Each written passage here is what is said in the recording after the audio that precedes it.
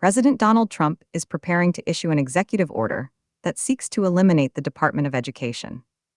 This order, expected to be signed soon, calls for newly appointed Education Secretary Linda McMahon to take all necessary steps to facilitate the closure of the department. A draft of this executive action frames federal involvement in education as a failed experiment, stating that it has not improved student performance while costing taxpayers significantly. The relevance of this development cannot be overstated. The Department of Education plays a key role in distributing federal funds for K-12 public schools and overseeing various educational programs, including essential support for low-income students and students with disabilities. Critics argue that dismantling the department could jeopardize funding mechanisms critical to these vulnerable populations. Opinions on this proposal vary widely across different media sources.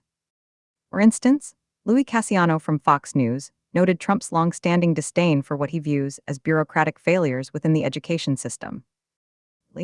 Anna Young from the New York Post highlighted Trump's remarks about wanting McMahon to effectively put herself out of a job, emphasizing his intent to devolve control back to states and families rather than Washington bureaucrats. Voices like Randy Weingarten from the American Federation of Teachers have expressed strong opposition, framing this move as detrimental to educational equity and accountability.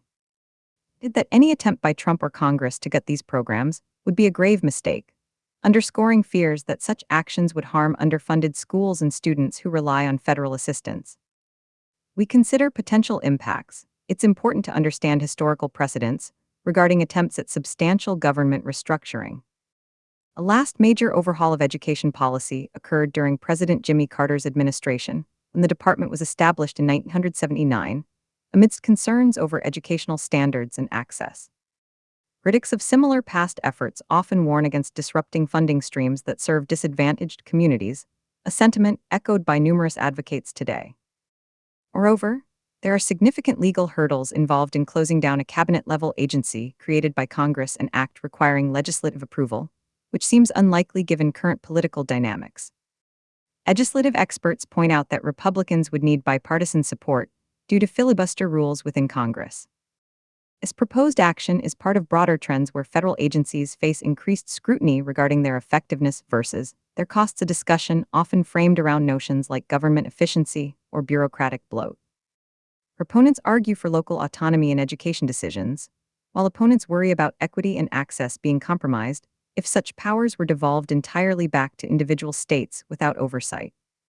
In conclusion, Trump's anticipated executive order represents his administration's aggressive strategy towards educational reform, underscores deep divisions over fundamental values regarding education governance in America.